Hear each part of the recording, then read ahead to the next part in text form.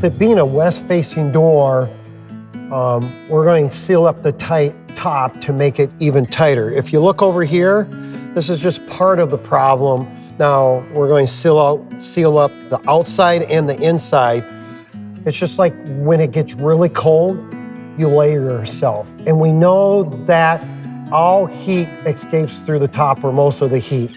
So we're going to layer the top of the door because these egg shops are very expensive to heat and want to keep the cold outside where it belongs. The thermal strip will go against the door.